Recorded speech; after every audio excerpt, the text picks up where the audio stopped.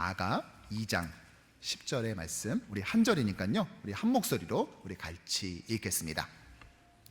우리 아가서 2장 10절의 말씀을 읽습니다. 나의 사랑하는 자가 내게 말하여 이르기를, 나의 사랑 내 어여쁜 자야, 일어나서 함께 가자. 우리 한 번 더 읽을까요? 나의 사랑하는 자가 내게 말하여 이르기를, 나의 사랑 내 어여쁜 자야, 일어나서 함께 가자. 아멘.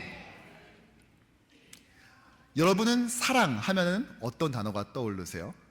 또는 뭐 사랑의 절정, 최고의 사랑 하면은 여러분의 인생에서 딱 떠오르는 장면이 있으신가요? 보통 이렇게 물어보면은요, 본인의 결혼식 또는 프로포즈 했을 때를 많이 얘기하시더라고요. 사실 저도 그렇습니다. 뭐 최고의 사랑, 뭐 사랑의 절정 그러면은 제가 프로포즈 했을 때 그때가 생각이 나요. 저는 언제 했냐면은 제가 군종 목사로 이제 가기 전에 경북 영천에 있는 육군 제3사관 학교에서 9주 동안 기초 군사훈련 또 장교화 훈련, 주특기 훈련을 거기서 받았어요. 그리고 이제 군목으로 가게 된 거죠. 이 교육을 다 마치고 나면은 이제 장교로 가기는 거기 때문에 이제 임관식이라는 것을 합니다. 저는 그 9주 동안 훈련 받는 것도 중요했지만 가장 중요한 저의 미션은 바로 어떻게 하면 이 프로포즈를 잘 준비할 것인가였어요.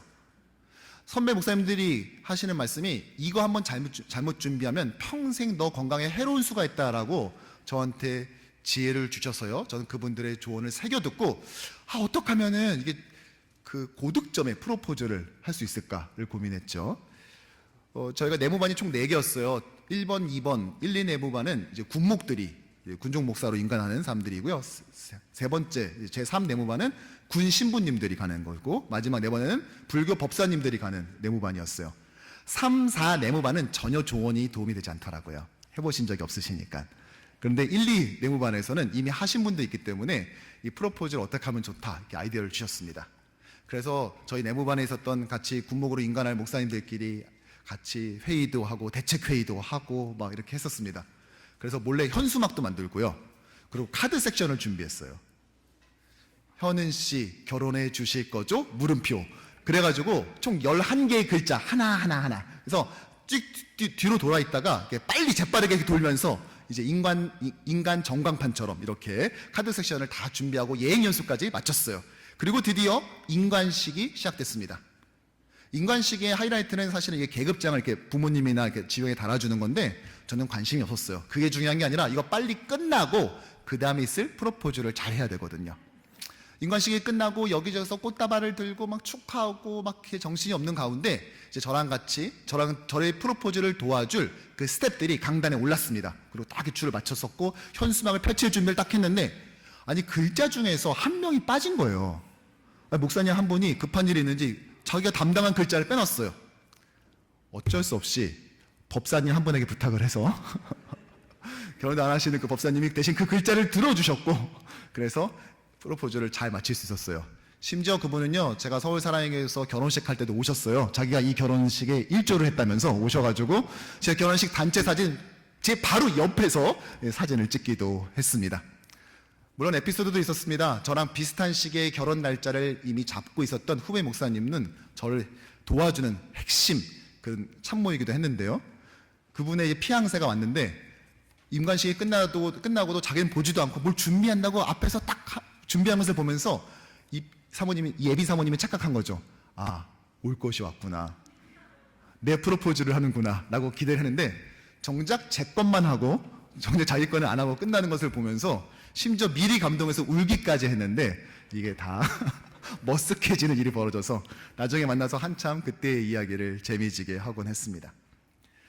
저마다 이렇게 사랑의 사랑, 또 최고의 사랑 하면은 떠오르는 것들이 참 많이 있습니다. 그리고 성경에도 그러한 성경이 있어요. 바로 아가서입니다. Song of Song, 노래 중에 노래, 그리고 사랑의 노래, 최고의 사랑, 그러면 여지없이 바로 이 아가서를 뽑죠. 저는 올해 우리 교회 표를 고민하다가 이 아가서 2장의 말씀을 가지고 일어나 함께 가자라고 정했습니다. 사실 많은 교회가요, 이 같은 본문을 가지고 또 비슷한 표를 만들 만큼 소위 말한 인기 있는 구절이에요. 제가 이전에 사역했었던 교회에서도 이 똑같은 본문을 가지고 한 해 동안 주제로 삼기도 했죠. 그런데 그때에는요, 우리가 팬데믹 상황 가운데서 성도들이 어떻게 좀 다시 한번 회복되는 것을 기대하면서 그 주제를 정했어요. 하지만 우리 교회는 의학적 팬데믹뿐만이 아니라 또 다른 형태의 팬데믹을 작년에 지났죠. 그리고 이제는 장년이라고 불리우는 그 시간을 주님의 인도와 은혜 가운데 잘 통과해서 오늘 이렇게 기쁨의 신년 감사 예배를 올려드리게 되었습니다. 그러기에 우리 교회에 있어서 이 아가서의 말씀은 더 특별하게 다가오는 것이 사실입니다. 바라기는 오늘 신년 예배에 참석한 우리 모두가 일어나 함께 가자 먼저 손 내미시고 우리를 불러주시는, 그래서 주님과 함께 그 드넓은 초원으로 함께 뛰고자 하시는 주님의 그 초청에 순종함으로써 힘있게 달려가는 저와 여러분 되기를 주님의 이름으로 축복합니다. 아가서에서는요, 한 여인이 등장해요. 그리고 그 여인은 자신의 사랑인 젊은 목자를 사모하고 또 사랑합니다. 사랑하는 것까진 좋아요. 근데 문제는 표현이 너무 솔직해요. 그래서 아가서 설교를 잘 못 들어보실 텐데요, 그 이유가 무엇이냐? 격정적이다 못해 너무 노골적인 사랑의 묘사는 솔직히 부담스럽습니다. 설교는커녕 이거 같이 돌려가면서 통독하기에도 조금 부담스러운 것이 사실이죠. 유대인들은 그래서 만 30세가 되기 전까지는 아가서를 못 읽게 하기도 했습니다. 사실 오늘 이 본문에 등장하는, 또 아가서에서 등장하는 한 여자와 이 한 남자, 그들은 결혼은 안 한 것처럼 보이는데요, 적어도 약혼은 한 것처럼 추정이 됩니다. 왜냐하면 그들이 서로 나누는 속삭이는 대화와 그 컨텐츠를 보면은 이거는 그냥 뭐 서로 연애 정도 해가지고는 나올 수 없는 수이거든요. 많은 사람들은 솔로몬 왕과 술람미 여인의 사랑이 아닌가라고 추정하기도 하죠. 그러나 아가서는 단순한 남녀 간의 사랑 이야기가 아닙니다. 솔로몬은 자신의 사랑 경험을 바탕으로 해서 하나님과 하나님의 백성의 사랑에 대해 말하고 있습니다. 실제로 랍비들은 이 아가서가 여호와 하나님과 그의 백성 이스라엘에 대해서 묘사한 것이다 라고 가르쳤죠. 말라기에서는 혼인을 언약이라고 말하지 않습니까? 또한 호세아 선지자는 어땠지요? 방탕한 여인과 결혼함으로써 신랑이신 하나님을 배반하고 패역한 이 신부 이스라엘의 범죄를 폭로하지 않았습니까? 여기에 한 발 더 나가 종교개혁자들은요, 이 아가서를 예수 그리스도와 교회의 관계로 보았습니다. 바울은 에베소서에서 그리스도와 교회를 남편과 아내로 묘사하고 있지 않습니까? 신약의 마지막 성경 요한계시록은 어떻게 하고 있죠? 예수의 재림을 어린 양의 혼인잔치로 우리에게 소개하고 있습니다. 따라서 오늘 이 일어나 함께 가자라는 아가서의 외침은 예수 그리스도께서 우리 교회를 향한 음성이기도 한 것입니다. 결국 모든 성경이 그러하듯 이 아가서 역시 예수 그리스도를 예표하고 있는 것이죠. 즉 솔로몬과 이 술람미 여인의 사랑은요, 종국적으로 신랑 되신 그리스도와 그의 신부인 교회, 우리 성도들의 관계인 것입니다. 그런 관점에서 오늘 본문은 신랑 되신 예수 그리스도께서 자신의 신부된 성도들을 자신의 포도원으로 초청하신다라고 볼 수 있는 것이죠. 그리고 이렇게 초청하시죠.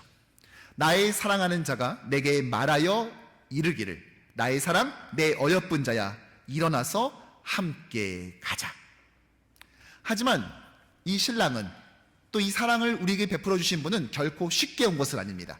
그가 오는 과정을 8절에서 이렇게 말을 해요. 함께 읽어보죠.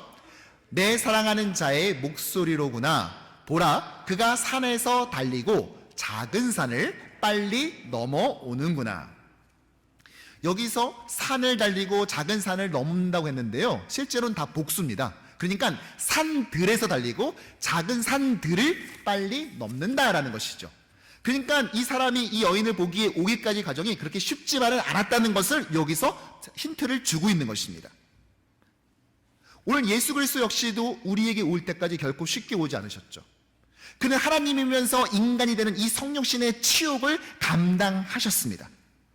또한 성경에 기록되지는 않았지만 우리에게 익히 알려진 것처럼 그의 육신의 아버지가 일찍 사망하고 소년 가장으로서의 짐을 지는 삶도 살았죠. 그리고 30년 뒤에 자신의 메시아로서의 정체성을 드러내고 난 다음에 어떤 일이 벌어졌죠? 많은 사람들이 그를 오해하고 그가 이 기적을 일으킬 때마다 저건 귀신의 이름으로 하는 거야 라고 오히려 공격을 서슴지 않았습니다. 그러나 그는 산들과 작은 산들을 넘어서 기어이 자신의 자녀들, 자신의 백성들을 기어이 찾으셨죠. 당시의 랍비들은요, 시험을 봐서 자신의 도제를 드렸습니다. 그런데 예수라는 랍비만은요, 직접 자기가 찾아다니면서 자신의 제자를 모집해 오셨어요. 무슨 말이에요? 산들과 작은 산들을 넘어가며 우리 인생 가운데 찾아와 주신 것입니다. 심지어 걷지 않고 달렸다라고 말하고 있죠. 왜요?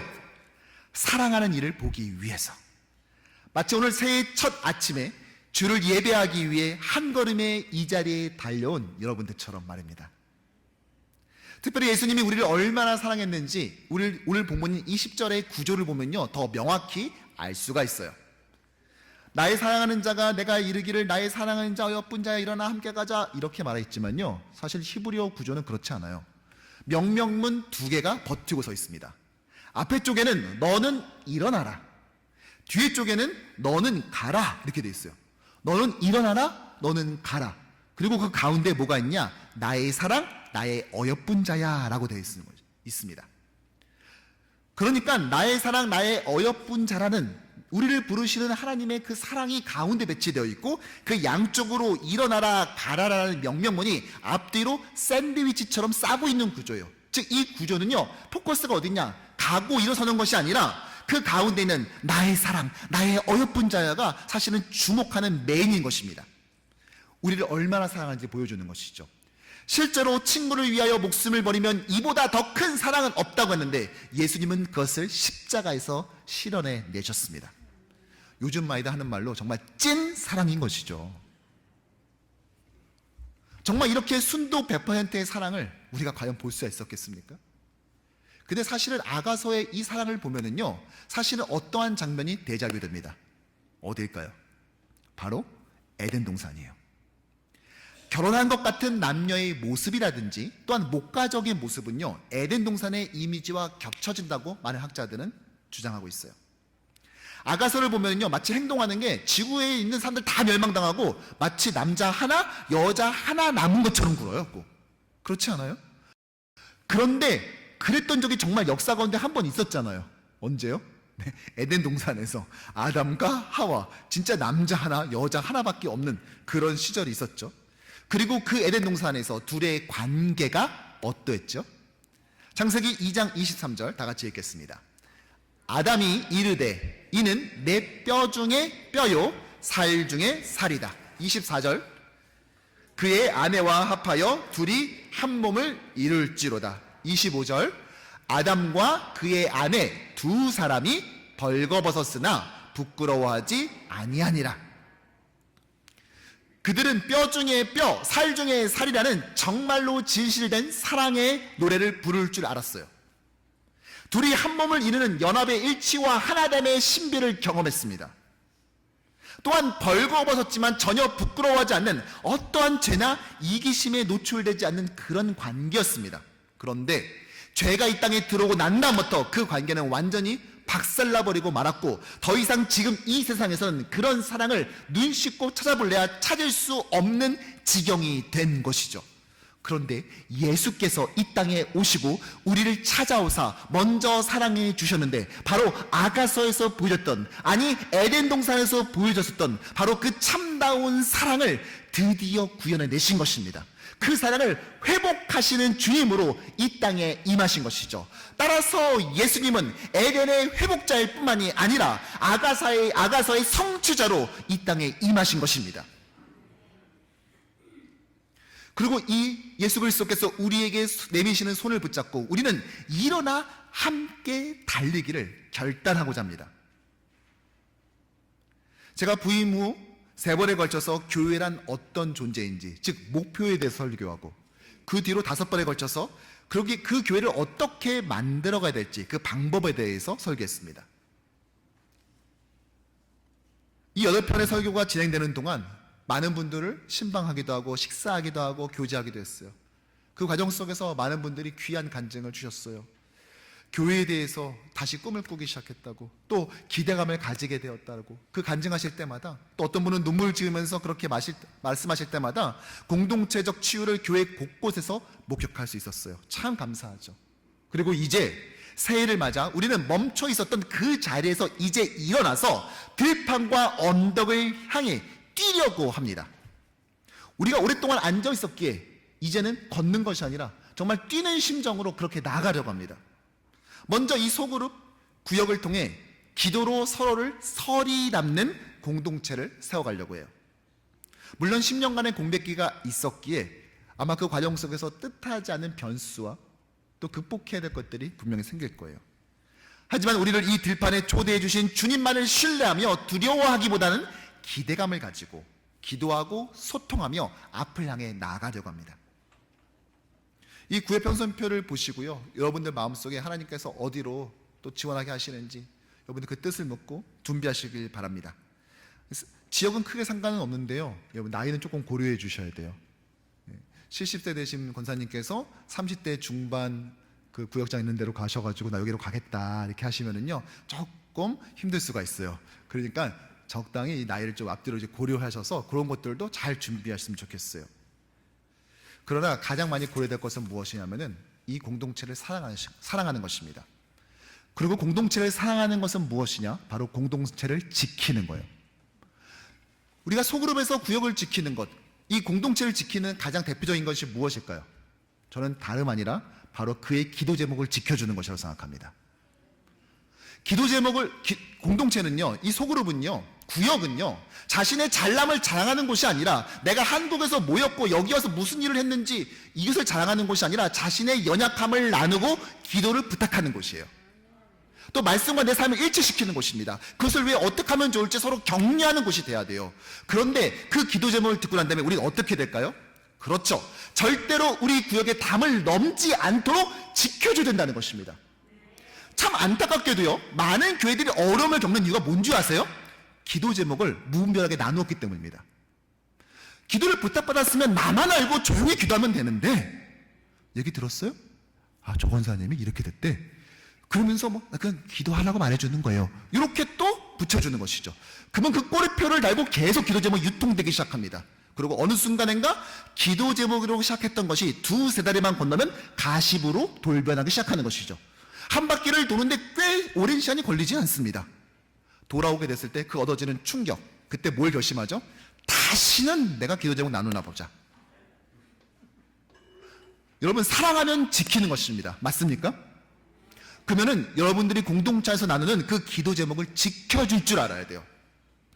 좀 극단적으로 말하자면은, 뭐 예를 들어서 우리가 뭐 전쟁 같이 나면은 막 이렇게 체포해서 뭐 고문하잖아요. 불어! 저 집사님 기도 제목 빨리 말해! 막 고문을 당한다 할지라도 내가 절대 죽어도 이 기도 제목을 오픈하지 않을 거야! 라는 그 정도의 심정을 가지고, 어떤 고문을 당하더라도 난 절대 이 기도 제목을 오픈하지 않는다라는 이 정도의 심정을 가지고 우리는 공동체를 지킬 때 우리는 비로소 공동체를 사랑할 수 있게 된다는 것이죠. 뿐만 아니라 우리 교회 여러 사역에 오늘 여러분들을 초청하고 있습니다. 함께여서 행복한 공동체를 만들려고 해요. 사역 편성표를 보면은요, 서리 집사님도 계시고 권사님도 계시고 장로님도 계시고 그렇습니다. 40대도 있고 50대, 60대, 70대까지 있어요. 모든 세대가 함께 교회를 만들어가자는 상징적인 언어이죠. 뿐만 아니라 어저께 제가 오늘 처음 서리 집사로 임명된 30대 형제분에게 전화를 했어요. 직접 전화를 드려야 될 것 같아서, 아, 예, 안녕하세요, 저 김광선 목사예요. 그랬더니 그분이, 네? 김광선 목사예요. 아무 말 안 하시고 가만히 계시는 거예요. 그래서, 아, 저 뉴욕 효신 장로교회 김광선 담임 목사예요. 그랬더니, 아, 목사님 이러더라고요. 담임 목사가 그 시간에 자기한테 전화를 걸 거라고는 상상 속에 없었던 것이죠. 지사님 보니까 우리 교회 등록하신 지 좀 제법 시간이 되셨더라고요. 네. 그리고 세례 받으신 지도 꽤 되셨더라고요. 네. 이제 올해부터는 서리 집사로 좀 우리 교회 섬겼으면 좋겠어요. 우리 교회 좀 새해는 집사님으로서 참 잘 섬겨주시기를 부탁드립니다. 했더니, 아, 네, 그렇게 하겠습니다 하고 끊었어요. 여러분, 우리 교회가요, 오랫동안 충성되이 섬기신 분들뿐만이 아니라 계속해서 우리에게 자라오고 있는 우리의 다음 세대, 청년 세대들과 함께 더불어서 뛸 때 비로소 오랫동안 일어나 함께 뛰는 공동체가 될 줄로 믿습니다. 물론 그 과정 속에서 어려움이 있을 거예요. 뜻하지 않는 평가를 받을 수도 있습니다. 그러나 절대 멈추지 않을 것입니다. 그 용기를 어디서 넣느냐? 바로 여기였어요. 저는 일어나 함께 가자가요, 아가서에 있는 건 알았는데 다른 데 있는지 미처 몰랐어요. 그런데 보니까요, 이게 신기하게 신약 성경, 그것도 복음서에 나와 있는 거예요. 마태복음 26장 46절인데요. 함께 읽어볼까요? 일어나라, 함께 가자. 보라, 나를 파는 자가 가까이 왔느니라. 여러분, 어떤 본문인지 아시겠어요? 그렇죠. 예수님께서 겟세마네 동산에 베드로와 세베대의 두 아들 3명의 제자들을 데리고 가서 기도하셨죠. 그리고 기도가 끝나고 난 다음에 일어나 함께 가자라고 말씀하셨어요. 그리고 난 다음에 무슨 장면으로 이어지죠? 그렇죠. 십자가로 이어집니다. 아이, 목사님, 뭐 어디다 보면 단어가 겹칠 수도 있는 거지 뭐 그렇게까지 의미부여를 하세요? 라고 생각하십니까? 그런데요, 이 같은 내용이 마가복음 14장에 또 나와요. 마가복음 14장 42절을 보면요, 일어나라, 함께 가자. 보라, 나를 파는 자가 가까이 왔느니라. 여러분, 복음서의 저자들은요, 예수님의 3년 동안의 그 주옥 같은 설교를 다 기록하지 않았어요. 되게 조금 담아놨어요. 그런데 사실은 손으로 가려도 아무런 문맥에 지장이 없는 저 본문은 썼어요. 제가 설교를 준비하면서 고민했어요. 어쩌면 복음서의 저자들은 아가서의 저 말씀을 오마주하면서 우리를 저곳으로 이끄는 것이 아닌가 싶더라고요. 무슨 말인가? 나의 사랑하는 자야, 나의 어쁜 자야, 내 손 잡고 나랑 함께 가자 했을 때 누가 그 손 안 잡을 사람이 있겠습니까? 아, 주님 저도 잡아주세요, 쟤도 잡아주세요, 우리 애들도 잡아주세요 하겠죠. 그런데 주님의 손을 잡고 가는 그 길이 우리가 생각하는 것처럼 행복하기만 한 길, 모든 것이 평안하기만 한 길, 그런 꽃길이 아니라 어쩌면 이런 십자가의 길이 될 수도 있다는 사실입니다. 실제로 누구든지 나를 따라오려거든 자기 십자가를 지고 따라오라고 말씀하시죠. 내가 가는 길은 넓은 길이 아니라 좁은 길이라고 말씀하지 않았습니까? 어여쁜 자야 가자라고 했을 때는 잡겠다고 하면서, 근데 십자가 지러 갈 때 나랑 함께 가자 했을 때 제자들은 어떻게 했습니까? 네, 다 뿔뿔이 흩어져 버리고 말았지 않았습니까? 우리가 이렇게 돼서는 안 된다는 것입니다. 우리는 그것이 때로는 우리가 예상치 못했던 험난한 길이었다 할지라도 우리에게 손 내미시는 그분의 손을 굳게 잡고 그것이 어디든지 간에 끝까지 따라가는 공동체 되기를 주님의 이름으로 축복합니다. 참 의미심장한 것이요, 유대인들은 이 아가서를 언제 읽는 줄 아세요? 6월절에 읽어요. 근데 예수님이 언제 십자가를 지셨죠? 6월절 직전에. 참 의미심장하지 않습니까?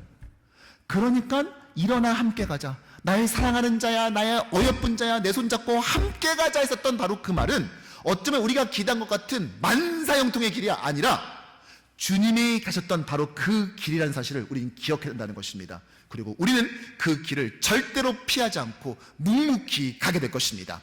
설사 넘어지더라도 우리는 앞으로 넘어지면서 그 다음 발을 앞으로 향해 내딛게 될 것입니다.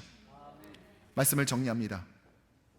예수님께서 우리에게, 오늘 이 말씀이 우리에게 나의 사랑하는 자야 함께 가자 라고 말했던 그 시기가 언제인 줄 아세요? 시간적 배경, 바로 이때입니다. 함께 읽어보죠.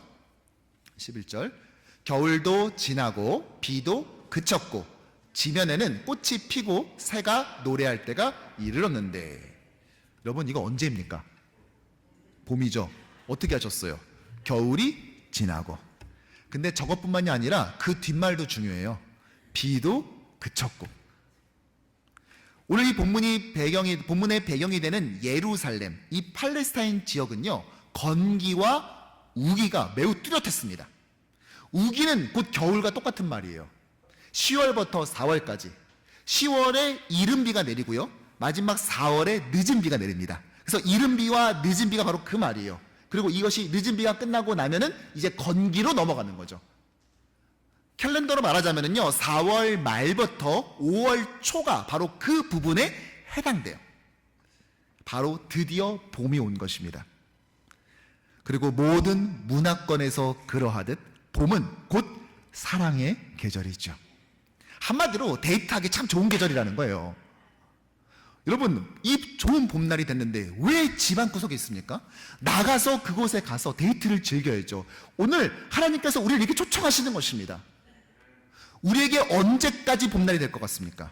여러분, 우리의 봄날은 우리의 생각보다 더 빨리 지나갈 수 있음을 기억하십시오. 오늘 이 자리를 저와 여러분보다 더 있기를 사모했지만 이 자리에 있을 수 없게 된 분이 있다는 사실을 여러분 알고 계시죠? 건강이 허락되지 않아서 이곳에 올 수 없었던 것입니다. 저는 지난주에 한번 그분을 신방했어요. 올해 가기 전에 이분을 꼭 만나고 가야 된다. 나는 지금까지 94세인 줄 알았더니 옛날 분들이라 호적을 늦게 올려서 실제로는 97세더라고요. 96세인데 이제 오늘부로 97세가 됐다고 저한테 말씀하셨어요. 아, 참 그분이 의미심장한 말씀하셨어요. 제가 지난번 신방 갔을 때는 목사님 사랑해요 이러셨거든요. 근데 이번에 갔더니 저한테 무슨 말씀하시냐? 목사님 잘생겼어요 이러시더라고요. 야, 여러분 웃으면 안 됩니다. 여러분들 이분이요 지금도 평양에 살았던 자기 집 주소를 또박 기억하는 분이에요. 그리고 그 옛날에 평양에서 삼성 유치원을 다니신 분이에요. 소학교 정도가 아니라 국민학교가 아니라 삼성 유치원을 다녔던 분이라니까요. 여러분 이 정도 수준의 분의 말씀은요 우리가 새겨들을 필요가 있어요. 얼마나 이 자리를 사모하는지 몰라요. 그러나 올 수가 없었죠. 그에게 허락되는 봄날은 여기까지 미치지 않았던 것입니다. 사랑하는 성도 여러분, 주님께서 우리에게 말씀하십니다. 일어나 함께 가자.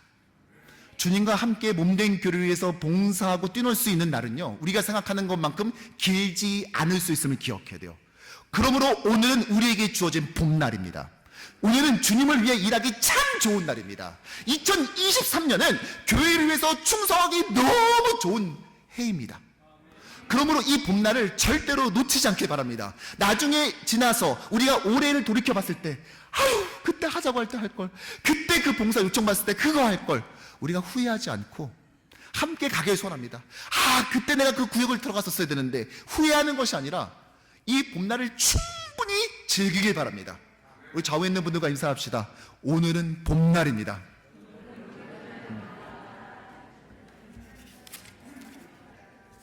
많은 주석가들이요 새로운 계절이 왔다라는 것은요 두 사람의 관계도 변화가 있음을 상징한다고 말해요. 무슨 말이냐? 그동안 이 남녀가 떨어져 있다가 산들을 넘고 작은 산들을 넘어서 드디어 사랑하는 사람을 만나서 그 사랑을 꽃피웠다라는 것이죠. 지금 우리가 살고 있는 이 도시는 봄이 아니라 차가운 겨울입니다. 특히 뉴욕은 12월에는 조금 덜 춥고 눈도 별로 안 오지만 오늘부터 시작되는 이 1월에는 본격적인 추위가 시작되고 폭설도 내린다고 하더라고요. 하지만 사랑하는 성도 여러분, 비록 이 도시는 겨울이지만 우리 교회는 그 안에서 봄날을 경험하게 될 것입니다. 경제적 불확실성과 날로 심해지는 빈부격차, 아시안 혐오 범죄로 인해 올해 이 도시의 추위가 그 어떤 해보다 더 매섭게 느껴지겠지만 우리는 주께서 베풀어 주신 그 은혜와 성도의 뜨거운 수평적 사랑으로 말미암아 추위를 날려버리는 영적 이상기후를 체험하게 될 것입니다. 저는 제 아내한테 프로포즈한 지 벌써 17년이라는 시간이 지났어요. 그 11명의 목사님과 또 한 분의 법사님이 도와주신 그 프로포즈의 결과 결혼하게 되었고 두 딸을 가지게 되었고 17년 차를 올해 맞이하게 되었습니다. 그러나 모든 것이 똑같지만은 않아요. 물론 제가 아내를 사랑하지 않는다는 말은 아닙니다. 오해하지 마십시오. 아내는 사랑하지만 그 아내의 모습은 좀 변해 있어요. 아주 조금. 가끔 아내와 연애 시절에 찍었던 사진이나 결혼 사진을 보면 제가 아내한테 이렇게 말할 때가 있어요. 여보, 나 큰일 났다. 왜? 나 가끔 이 여자가 그리워. 오늘따라 이 여자가 너무 보고 싶어. 나 이러면 안 되는 거잖아. 여기 있잖아. 여기. 아니 어디? 여기. 조금 외형의 모습은 변할 수 있습니다. 그러나 주님을 우리를 향한 그 사랑은요 어떤 것도 조금도 그 모양조차도 그 그림자조차도 변한 적이 없다는 사실입니다. 두 개의 명명문 사이에다가 나의 사랑하는 자여, 나의 어여쁜 자야, 나와 함께 가자. 주님은 손 내미시는데 그것이 지금도 조금도 약화되지 않는 그러한 사랑이라는 것입니다. 그리고 2023년을 시작하는 우리에게 그 손을 또다시 내밀어 주십니다. 사랑하는 여러분, 어떻게 하시겠습니까? 이제 우리의 차례입니다. 바라기는 올 신년 감사예배에 오신 모든 성도들이 주님의 그 손을 굳게 붙잡고 주님께서 우리를 예비하신 그 푸른 초장과 푸른 언덕을 마음껏 뛰어노는, 그래서 매일매일 365일 내내 주님께서 허락하시는 그 영적 봄날의 강수를 누리는 저와 여러분 되기를 주님의 이름으로 축복합니다. 기도하겠습니다. 살아계신 주님, 우리에게 새로운 한 해 주신 주님의 은혜를 찬양합니다. 올 한 해가 그저 그런 또 하나의 해가 되는 것이 아니라 일어나 함께 걷자, 또 함께 뛰자 말씀하시는 주님과 더불어서 아버지 신앙의 전성기요 그 어느 해보다 가장 주님과 친밀했던 해 될 수 있도록 은총을 베풀어 주시옵소서. 주님, 우리에게 새로운 소그룹을 허락하시고 또한 사역 조직을 허락하셔서 아버지 힘있게 뛸 수 있도록 허락하신 주님의 은혜를 찬양합니다. 비록 12개의 구역으로 시작하지만 주님, 올해가 가기 전에 아버지 배가 되는 은혜, 아니 그 이상을 부어주시는 그 은혜로 인하여서 송부영신 예배 때 하나님을 묵노와 찬양할 수 있는 일이 벌어질 수 있도록 함께하여 주시옵소서. 아버지, 지금까지 한 발자국 뒤에 물러서 있던 자들이 있다면 이제는 한 발자국 앞으로 내딛어서 주님의 교회 구석구석을 함께 섬기고, 그래서 아버지 몇몇의 사람들이 하는 것이 아니라 우리 모두가 함께 주님께서 주신 이 교회를 아름답게 가꿔 나가는 그런 영광스러운 교회 될 수 있도록 인도하시기를 소원하오며 우리 교회의 주인 되시는 예수님의 이름으로 간절히 기도드리옵나이다. 아멘.